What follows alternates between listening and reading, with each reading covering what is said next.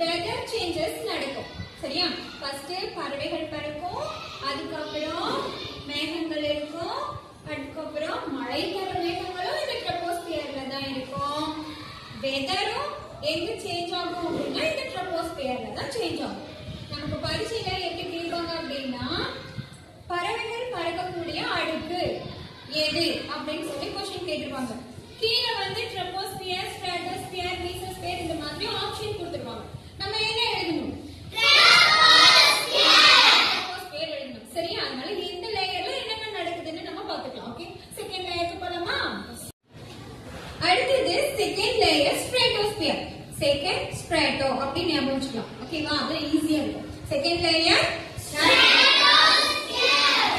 இந்த ஸ்ட்ராட்டோஸ்பியர்ல ஏரோப்ளேன்லாம் பறக்கும். நம்ம இங்க இருந்து பார்க்கக்கூடிய ஏரோப்ளேன் பறக்கிறது அந்த லேயர் தான் ஸ்ட்ராட்டோஸ்பியர். ஓகே, அடுத்தது மீசோஸ்பியர். சில சமயம்ல மேல இருந்து இது நட்சத்திரம் எரிஞ்சு விழற மாதிரி எல்லாம் இருக்கும், பாத்துட்டீங்களா?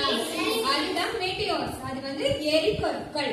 எரிகற்கள் வந்து எரிஞ்சு விழற இடம் மீசோஸ்பியர். என்னது இருக்கு? மீசோஸ்பியர்.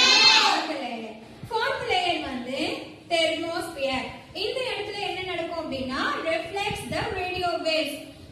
ரேடியோ அலைகள்லாம் எதிரொலிக்கக்கூடிய இடம் தெர்மோஸ்பியர். ரேடியோ வேவ்ஸ்லாம் எதிரொலிக்கக்கூடிய இடம் தெர்மோஸ்பியர். இருக்கறதே ரொம்ப அழகான ஒரு லேயர் எக்ஸோஸ்பியர். எக்ஸோஸ்பியர் எப்படி சொல்றேன்? நம்ம ஸ்பேஸ் இருக்குது இல்லையா, விண்வெளி. ரகசியமான விண்வெளி. அதுல நிறைய ரகசியங்கள், புதிர்கள் விளங்காம நிறைய புதைஞ்சு கிடக்குது. இன்னும் கண்டுபிடிக்க நிறைய கண்டுபிடிச்சிருக்கலாம். நீங்களா விண்வெளி வீரர்கள் ஆகணுமா? யாராவது இருக்கீங்களா? சயின்டிஸ்ட், விண்வெளி வீரர்கள், ஆஸ்ட்ரோனட்ஸ்? தீபக் இருக்காங்களா? சரி, ஓகே.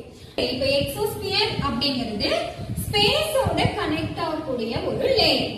ஓகேவா? இப்போ அட்மாஸ்பியர்ல இருக்கிற 5 லேயர்ஸ் பார்த்துட்டோமா?